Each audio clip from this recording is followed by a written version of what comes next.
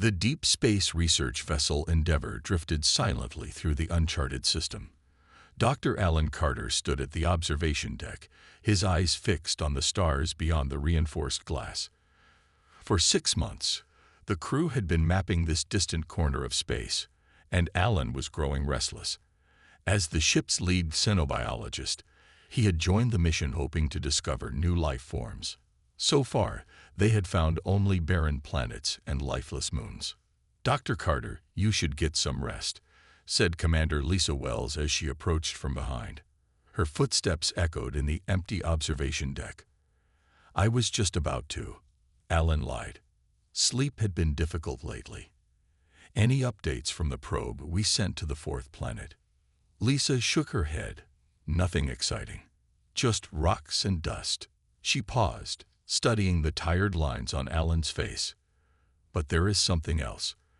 The long-range scanners picked up an object drifting at the edge of the system. "It's not natural." Alan's eyes widened. "A ship." "We think so. It's not responding to any of our signals. Captain Miller has changed our course to investigate. We'll reach it in about 6 hours." For the first time in weeks, Alan felt a surge of excitement. He had joined the Endeavour for exactly this kind of discovery. 6 hours later, the Endeavour slowed as it approached the drifting object. It was indeed a ship, but unlike any human vessel. Its hull was dark and curved, resembling the exoskeleton of a massive insect. There were no visible windows or thrusters, yet it was clearly designed for space travel. "It's been drifting for a long time," said Engineering Officer Greg Peters as they gathered in the command center. "Power readings are minimal, but there's definitely something still running in there." Captain Miller nodded. "Any signs of life?" "Inconclusive," Lisa replied. "But there's a stable atmosphere inside. We need to investigate," Alan said quickly. "This could be the first intact alien vessel humans have ever encountered." Captain Miller considered this. "I'll authorize a small team to board. Commander Wells, you'll lead. Take Dr. Carter and Officer Peters. Full containment protocols." An hour later, Alan found himself floating through a narrow opening in the alien ship's hull. His heart pounded in his chest as his helmet light illuminated the strange corridor ahead. The walls were lined with a material that resembled bone but felt like metal to the touch. "This architecture is unlike anything in our records," Lisa's voice crackled through the comm. "Stay close." They moved deeper into the ship, passing rooms filled with strange equipment and dried organic matter. In what appeared to be a control room, Greg managed to activate a holographic display. "It's some kind of log," he said, as symbols flashed across the projection. "The computer's translating what it can." The images showed a species unlike any Alan had seen before. Tall, sleek predators with 6 limbs and elongated heads filled with razor-sharp teeth. Their movements were graceful and terrifying. "Voraxians," Alan read from his tablet as the ship's database searched for matches. "There are myths about them in at least 12 different civilizations' records. They're supposed to be the most efficient hunters ever evolved, the apex predators of the universe." "The logs indicate their civilization collapsed," Lisa said, studying the projection. They consumed everything. Every viable prey species in their domain." Alan moved away from the others, drawn to a sealed door at the back of the room. "There's something else here," he called. "Some kind of preservation chamber." When they managed to open it, cold air rushed out. Inside, suspended in a clear fluid, was one of the creatures from the log. A Voraxian, nearly 8 feet tall, its body covered in what looked like metallic scales. "It's alive," Alan whispered, checking his scanner. "Hibernating." Lisa immediately stepped back. "We need to seal this chamber and leave. All records indicate these creatures are too dangerous. Protocol is clear. We destroy this ship and any potential threat it contains." Alan placed his hand on the glass of the preservation chamber. The scanner showed the creature's life signs were failing. Without intervention, it would die within days. "No," he said firmly. "This may be the last of its kind. We have an obligation to preserve all life, even apex predators. We're taking it with us. 3 weeks later, Alan stood in the main laboratory of Titan Station, Earth's most advanced research facility orbiting Saturn. The hibernation chamber containing the Varaxian now occupied the center of the room, surrounded by monitoring equipment. It had taken all of Alan's influence and several heated debates with military officials to bring the creature here instead of destroying it. "Are you sure about this?" Dr. Olivia Martinez asked as she checked the final settings. Olivia was the station's leading expert on alien physiology, and even she looked nervous. "We've taken every precaution," Alan replied, though his voice betrayed his own anxiety. "The containment field can withstand 10 times the force this creature could generate." Olivia nodded but didn't look convinced. "The scans are fascinating. Its muscle density is 3 times greater than ours. Its brain structure suggests intelligence comparable to humans. And look at these teeth and claws, designed for one purpose only." Alan studied the sleeping predator. Despite its fearsome appearance, there was something beautiful about its perfect evolutionary design. "Begin the revival process," he instructed. They watched as the fluid in the chamber drained, and the creature's life signs strengthened. Its chest began to rise and fall with more purpose, and its 6-fingered hands twitched slightly. "Remarkable," Olivia whispered. "Its cells are regenerating at an incredible rate." A loud alarm suddenly blared through the lab as the creature's eyes snapped open, vertical pupils expanding rapidly in the light. Before Alan could react, the Varaxian lunged forward, slamming against the invisible barrier of the containment field. Its movements were so fast they blurred. "It's testing for weaknesses," Alan said, backing away instinctively despite knowing the field would hold. The creature continued to probe the field, moving with terrible grace around its enclosure. Then it stopped and fixed its gaze directly on Alan. A low, rumbling sound emerged from its throat. "Is it trying to communicate?" Olivia wondered. Alan approached the field cautiously. "We should try the neural interface." The neural interface was a device designed to translate brainwave patterns into basic concepts. It had worked with other alien species before, though never with something as potentially dangerous as a Varaxian. When they activated it, the first translated thought was simple but chilling. Hungry. Hunt. Feed. For days, the Varaxian refused to do anything but test the containment field and send threatening thoughts through the interface. It refused the synthetic protein mix they offered. Alan feared it would starve itself. Then, on the 7th day, something changed. As Alan entered the lab alone, the creature stopped its pacing and studied him with what almost seemed like confusion. "Strange prey," came the translated thought. "Blood wrong. Right. Wrong." Alan stepped closer to the field. "We're not prey. We're trying to help you." The Varaxian tilted its head. "Blood calls. Blood repels. Never before." Over the next few hours, Alan realized the creature was experiencing something unprecedented. It sensed humans as potential prey, but something in human biochemistry was triggering a contradictory response. "Your name," Alan said through the interface. "Do you have a name?" The creature made a sharp clicking sound. "Ket. Ket," Alan repeated. "I'm Alan." "Alan Prey not Prey," Chet replied, seeming frustrated by the paradox. "Smell like. Necessary." That night, Alan reviewed the blood samples they had taken from the creature. Under the microscope, he noticed something odd. Ket's blood cells seemed to be changing, responding to trace elements from the human blood samples in the lab. "Olivia," he called excitedly, "look at this reaction pattern. There's some kind of biochemical interaction between our blood and Ket's." Olivia studied the samples. "It's almost like a nutrient response, as if Ket's biology recognizes something essential in human blood." Alan looked back at the containment field where Chet watched them with intelligent eyes. For the first time, the creature wasn't trying to escape or attack. Instead, it seemed curious.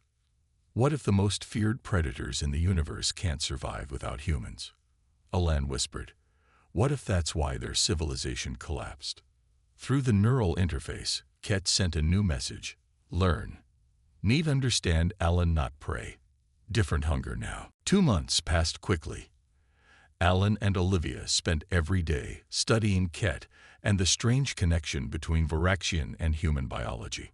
The lab now contained a much larger habitat for Ket, who had stopped testing the barriers and begun actively helping with the research.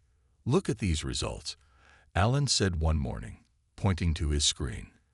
When exposed to human blood compounds, Ket's cellular regeneration increases by 85%. Olivia checked her own data, and without it, the cells begin to break down after just 72 hours. It's like their species evolved to require something only found in humans. Alan nodded. I think I'd figured it out. These compounds act as catalysts for crucial Varaxian biological processes. Without regular exposure to them, Varaxians experience a form of degenerative disease. Ket watched them from behind a clear barrier, now able to understand much of their language through the neural interface. Truth, Chet communicated. Old stories tell of great sickness when human worlds ended. Elders thought coincidence, not coincidence. Your people hunted humans to extinction in your part of space, Alan said softly, and then began to die out themselves. Not no humans necessary, Ket replied. Learned too late. The door to the lab slid open, and General Frank Howard walked in with 4 armed guards. Howard had opposed bringing Ket to the station from the beginning. Dr. Carter, we're taking over this research, Howard announced. The Joint Military Command has determined that the Varaxian has strategic value as a potential weapon. Ellen stepped between the general and Ket's habitat. Ket is an intelligent being, not a weapon, and we're making crucial scientific discoveries here. Discoveries that will now benefit Earth's defense capabilities, Howard replied coldly. We've seen the reports on its hunting abilities. Imagine deploying these creatures against our enemies. One of the guards moved to the habitat controls. As he reached for the panel, an alarm blared. The lights flickered, and the lab plunged into darkness. Backup power activated, a computerized voice announced. Containment field failure in Laboratory 1. When the emergency lights came on, Ket was no longer in the habitat. Guards raised their weapons, scanning the room. Find it, Howard ordered. Shoot on sight. A blur of movement dropped from the ceiling. Before anyone could react, Ket had disarmed 2 guards with frightening speed. But instead of attacking, Ket positioned itself between the remaining guards and Alan. No harm, Alan, Chet communicated, the neural interface transmitting to all nearby devices. Alan, human necessary. The momentary standoff ended when Olivia managed to restore full power. The containment field reactivated, but Ket made no move to resist when Alan guided it back to its habitat. It protected you, Howard said, his voice a mixture of surprise and suspicion. Because we'd formed a bond, Alan explained. Ket now understands that our relationship is symbiotic, not predator-prey. Later that night, after Howard and his team left with copies of all their research, Alan sat alone with Ket. Why protect me? He asked. Ket's reply came slowly, as if carefully choosing the concepts. Varaxians hunt to live, not waste, not destroy needlessly. Humans different from all prey. Humans make Varaxians whole. Long ago, before great hunts, humans were sacred. Ellen leaned forward. Sacred? You mean your people once worshipped humans? Not worship, partnership. Ancient memories speak of humans as life-bringers. Then knowledge lost. Wars came. Humans became just prey. Mistake that killed my kind. Ellen thought about this revelation. Ket, I need to analyze the oldest data from your ship. I think humans and Varaxians might have co-evolved, possibly seeded by the same ancient species across different worlds. Ket placed one 6-fingered hand against the barrier, matching Alan's hand on the other side. More than co-evolved, Chet communicated. Designed. to need each other. The next morning, as Alan prepared to begin new tests, an emergency alert sounded throughout the station. A distress signal had arrived from Proxima Colony. The human settlement was under attack from unknown hostiles who were systematically hunting down the colonists. "The pattern matches Voraxian hunting tactics," Olivia said as they reviewed the message. "But that's impossible. Ket is the last one. Unless there's something else out there." Alan replied quietly. "Something that evolved to fill the ecological niche left by the declining Voraxians." The military transport ship raced toward Proxima Colony, carrying a team of soldiers, scientists, and one very unusual passenger. Ellen had convinced General Howard that Chet could help them understand and fight whatever was attacking the colony. "This is a mistake," Howard muttered as they prepared to land. "That thing should be locked up, not joining a rescue mission." Ellen checked the portable containment field generator attached to Ket's translation collar. "Ket has more experience hunting these kinds of predators than anyone. We need that knowledge." Ket stood silently nearby, now dressed in a specially designed suit that covered most of its alien features. Even so, the soldiers kept their distance. As they landed, the colony came into view through the ship's windows. Many buildings were damaged or burning. The once busy streets were empty. "Life signs detected in the central bunker," reported the pilot. "About 200 colonists have taken shelter there." "And the attackers?" Howard asked. "Multiple fast-moving signatures in the surrounding forest. They retreat during daylight but attack in groups after dark." They landed near the bunker and quickly moved the surviving colonists to the ship. A woman named Carol Bennett, the colony's lead scientist, approached Ellen when she noticed Ket. "What kind of being is that?" she asked, more curious than afraid. "A Voraxian," Ellen replied. "The last of its kind. Or so we thought." Carol shook her head. "These attackers aren't Voraxians. We've seen them. They're smaller, move on 4 legs, hunt in packs. We call them soul carry." Ellen introduced Carol to Ket, who studied the woman with great interest. "Soul carry known to Voraxians," Chet communicated through the translator. "Lesser predators. Once avoided Voraxian territories. Now bold." As night approached, Howard organized the defense perimeter while Ellen, Carol, and her colleague Paul Rodriguez analyzed colony sensor data. "The first attacks began a month ago," Carol explained. "They started by taking people from the outer farms, then grew bolder." Paul pointed to biological samples they had collected. "We managed to kill one of the smaller ones. Its DNA shows some similarities to Voraxian patterns, but it's definitely a different species." Ket examined the samples. "Not different. Related. Zolkari evolved to fill space when Voraxians declined. Less intelligent. More numerous." Darkness fell quickly.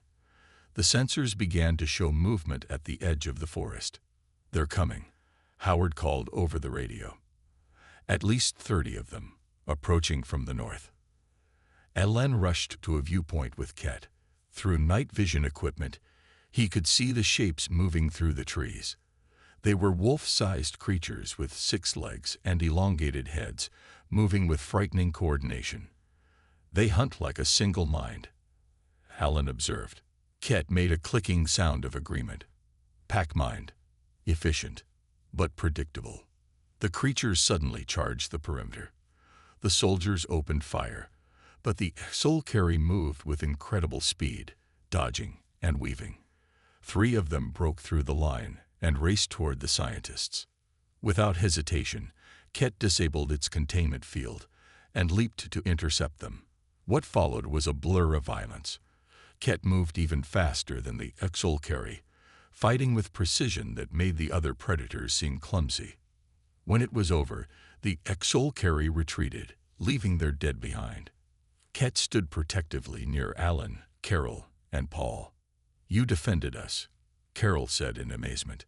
"Humans are Ket's pack now," the Voraxian communicated simply. Later, as they examined the dead soul carry, Paul noticed something strange. These creatures show signs of cellular degradation. They're sick. Alan took samples of his own. The pattern looks familiar. It's similar to what happens to Ket's cells without exposure to human biochemistry. Carol looked up in surprise. Are you saying these creatures need humans too? It's possible all apex predator species in the galaxy share this dependency, Alan theorized. The Exol-Carry might be attacking humans not just for food, but because they instinctively sense that humans can cure whatever is killing them. As the team prepared to leave with the rescued colonists, Ket stood at the edge of the forest, sending a warning call into the darkness. More will come, Chet predicted. Not just Soul-Carry. Others. All seeking humans. All dying without them. Elen looked back at the burning colony, then to the stars above. We need to understand this connection before it's too late. For both our species. Back on Earth, the discoveries from Proxima Colony created a stir among the scientific community. Alan, Olivia, Carol, and Paul worked tirelessly in a new, larger laboratory built specifically for their research. Ket now had an entire section of the facility to itself, with fewer restrictions on its movement. Look at these results, Carol said, pointing to her screen. The team had gathered for their morning briefing. The cellular samples from the Soul-Carry show the same deterioration pattern as Ket's cells when deprived of human biochemical compounds. Paul nodded. And I've analyzed the ancient records from Ket's ship. There are references to other apex predator species across the galaxy, all apparently descended from a common ancestor. Ellen paced the room, thinking. So all these species, the most dangerous hunters in the universe, can't survive without humans. The irony is amazing. Ket, who now understood human speech well enough without the translator, made a soft clicking sound. Not irony. Design. The door opened, and Captain Steve Morgan of Earth Defense entered. Unlike General Howard, Morgan had shown genuine interest in understanding Ket rather than weaponizing it. The ancient Foraxian records you recovered have been fully translated, Morgan announced. They contain something fascinating. The earliest writings refer to humans as life-bringers who were deeply respected in Foraxian culture. What happened? Olivia asked. How did they go from respecting humans to hunting them?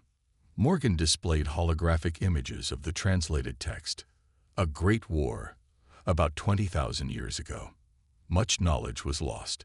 Later generations of Foraxians only knew humans as prey, not understanding their biological importance. Ellen studied the ancient images. They showed humans and Foraxians living in separate but connected communities. This suggests a symbiotic relationship, not predator and prey. There's more, Morgan continued. These records mention a theory that humans didn't evolve as prey at all, but as caretakers of apex species. The room fell silent as the implications sank in. You mean humans evolved specifically to produce the compounds these predator species need? Carol asked. Morgan nodded. The ecological balance of the galaxy may depend on humans. We produce vital compounds that these predators require. This flips the traditional predator-prey relationship on its head. Elen looked at Ket, who seemed unsurprised by this revelation. You suspected this all along, didn't you? Had feelings, Chet replied. Old stories passed down. Fragmented memories. The oldest Foraxians spoke of humans with reverence before the great forgetting. Paul shook his head in wonder. So the most feared predators in the universe are dependent on what they hunt. That's a cosmic joke if I ever heard one. A young assistant rushed into the lab, looking worried. You need to see this, she said, activating the large screen on the wall. The news channel showed images of unusual ships appearing near Jupiter. The reporter's voice was tense. These unknown vessels appeared 3 hours ago. They have not responded to communication attempts. Military sources suggest they may be connected to the attacks on Proxima Colony. The camera zoomed in on one of the ships. Its design was different from Ket's vessel, but had similar organic curves. Soul-Carry ships, Ket said immediately. Many. too many. Why would they come here in such numbers? Olivia wondered. Morgan's communicator beeped. After a brief conversation, his face grew grim. It's not just Sol-carry ships. We're detecting at least 3 other types of vessels approaching from different directions, all unknown species. Elan looked back at the ancient records, then to Ket. Word is spreading throughout the galaxy, isn't it? That humans hold the key to saving these dying predator species. Yes, Chet confirmed. Some will seek partnership, as I have learned. Others will see humans as resource to be harvested. Morgan received another message and his expression darkened further. The Galactic Council has just sent a communication. They've been monitoring these developments and are concerned about the potential power shift if Earth forms alliances with apex predator species. The Council has known about this dependency all along. Elan asked in shock. Worse, Ket interjected. They know of others, the Mordrex, first to discover the truth, have been harvesting human colonies in far regions for centuries. The Mordrex, Morgan asked. Ancient, powerful. If they come, Chet clicked its teeth together ominously. All will change. News of the alien ships spread quickly across Earth. People looked to the sky with a mixture of fear and wonder. In just 1 week, over 50 different vessels from various species had arrived in the solar system. The Sol-carry ships kept their distance near Jupiter, while others positioned themselves at different points throughout the system. They're being careful not to appear threatening, Captain Morgan explained during an emergency meeting at Earth Defense Headquarters. But make no mistake, this is the greatest potential threat humanity has ever faced. Ellen, Olivia, and Ket sat at the large conference table along with military leaders and government officials. A holographic display showed the positions of all known alien vessels. Not all come to threaten, Ket insisted. Many dying, seeking help. The president of the United Earth Council leaned forward. Help they could take by force. If these predator species truly need humans to survive, what's to stop them from farming us like cattle? Some will try, Ket acknowledged. Others remember old ways. Partnership. Alan pointed to data flowing across his tablet. We've been working on a potential solution. If we can identify and synthesize the specific compounds in human blood that these species need, we might be able to provide treatment without human harvesting. How close are you? The president asked. We've isolated several key compounds, Olivia answered. But creating a synthetic version is proving difficult. It's as if these molecules were designed to be hard to replicate. A communication officer burst into the room. Madam President, we're receiving a transmission from the edge of the solar system. A new ship has arrived. It's massive. The holographic display shifted to show a vessel unlike any they had seen before. It dwarfed even the largest human battleships, its surface covered in what looked like overlapping plates of dark metal. Mordrex, Ket whispered, its voice filled with what sounded almost like fear. The screen changed to show the face of a creature that resembled Ket in basic structure but was larger, with more pronounced features and skin that seemed to shimmer with a metallic quality. When it spoke, the translation came through with a deep, resonant voice. People of Earth, I am Supreme Hunter Vor of the Mordrex Dominion. We have observed your recent contacts with lesser species. You have discovered what we have known for millennia, that humans are the key to our continued existence. The room fell silent as the message continued. For centuries, we have harvested small human colonies beyond your knowledge, extracting what we need while maintaining balance. Now others know this secret. They will not be as measured as we have been. Surrender Earth and all human planets to Mordrex protection, or watch your species be consumed by desperate predators. The transmission ended, leaving the room in stunned silence. Protection. General Howard scoffed. They mean farming. The president turned to Ket. What do you know about these Mordrex? First apex species to discover dependency on humans. Built empire by controlling access to human compounds. Believe themselves superior to all. Would treat humans as valuable livestock, not partners. Alan studied the data on the Mordrex ship. Their technology is far beyond ours, and if other predator species are desperate enough, they might side with the Mordrex just to get access to what they need to survive. Commander Lisa Wells, who had been quiet until now, suddenly spoke up. What about other Varaxians? Ket, you said you were the last, but could there be others in hibernation like you were? Ket's head tilted as it considered this. Possible. Many ships sent to find new hunting grounds when food grew scarce. Most lost. Some may sleep, waiting. Alan's eyes widened with realization. The neural patterns in your hibernation chamber. Could we use them to send a signal? To wake any dormant Varaxians? Dangerous, Chet warned. If wake, first instinct hunt, might not understand situation. But you did, Lisa insisted. You adapted. You learned that humans are more valuable as partners than prey. Olivia nodded eagerly. We could modify the signal to include what we've learned. Show them immediately that their survival depends on cooperation, not predation. As they debated this risky plan, another alert sounded. The Mordrex ship had destroyed an outer solar system monitoring station with a single energy pulse, demonstrating its power. We need to decide quickly, the president said grimly. Surrender to the Mordrex, fight a hopeless battle, or gamble everything on waking potential allies who might just see us as their next meal. Earth had 24 hours to respond to the Mordrex ultimatum.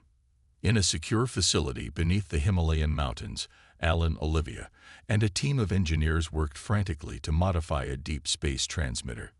If this works, it will send Ket's neural patterns across the galaxy, Alan explained to Captain Morgan. Any dormant Varaxians in hibernation should receive it. Ket sat in a special chamber, connected to the transmitter by dozens of sensors attached to its head. The Varaxian had been meditating for hours, preparing its mind. Ready? Alan asked. Ket opened its eyes. Ready. Have prepared message. Will show truth. Humans not prey. Humans necessary. Mordrex threat to all. In orbit above Earth, military ships moved into defensive positions. The Mordrex vessel had approached closer, now visible as a dark shape against the moon. Smaller ships from other predator species hung back, watching. Commander Lisa Wells stood on the bridge of Earth's flagship, the Defender. All ships in position, but we won't last an hour against that Mordrex vessel. The president's voice came through the communication system. We need to buy time for Dr. Carter's plan. Engage in talks with the Mordrex. Back in the mountain facility, Ket's body stiffened as the transmitter activated. Energy flowed through the neural connection, amplifying the Varaxian's thoughts and broadcasting them across vast distances. Signal strength at maximum, Olivia reported. Transmission successful. Ket slumped in the chamber, exhausted. Now we wait. Hope others hear. In space, a tense discussion had begun between Earth representatives and the Mordrex. The Supreme Hunter's face filled the screens in the command center. Your time expires, Vor stated coldly. What is your answer? We need more time to consider your offer, the president replied. Our species has never faced a situation like this. The Mordrex leader made a clicking sound of impatience. Delay serves no purpose. We detect unusual transmissions from your planet. You attempt to call for help. Foolish. Suddenly, alarms blared across all Earth ships. Multiple energy signatures appeared at the edge of the solar system. We're detecting new ships, Lisa reported. Dozens of them, approaching fast. The Supreme Hunter's expression changed to one of rage. You have allied with lesser predators against us. This insult will not stand. Without warning, the Mordrex ship fired on Earth's defensive line. 2 human vessels exploded instantly. Lisa gripped her command chair. Return fire. All ships. Evasive maneuvers. Earth's fleet fought bravely, but was hopelessly outmatched. The Mordrex weapons tore through their defenses with frightening ease. Then something unexpected happened. The newly arrived ships, now visible as they approached, began firing. Not at Earth's fleet, but at the Mordrex vessel. Those ships matched the design of Ket's vessel, Alan said, watching the battle on screens in the mountain facility. Voraxians. The lead Voraxian ship transmitted a message to all channels. A tall, scarred Voraxian appeared on screen. "I am Sark, awakened hunter. We received the call. We know the truth now." The Voraxian's voice was deeper than Ket's but carried the same clicking undertones. "Mordrex have lied. Kept secret the true relationship between predators and humans. No more." The battle in space intensified. Though the Mordrex ship was powerful, it was now surrounded by over 30 Voraxian vessels. More surprisingly, ships from other predator species began to join the attack. "The Exulcari are fighting alongside the Voraxians," Lisa reported in amazement. "And those other ships, the species we couldn't identify, they're all attacking the Mordrex." On Earth, Ket struggled to its feet. "Must join battle. Need ship." Alan looked concerned. "You're weakened from the transmission." "No choice," Ket insisted. "Sark is great hunter, but lacks full understanding. Need human Voraxian unity to defeat Mordrex." The president made a quick decision.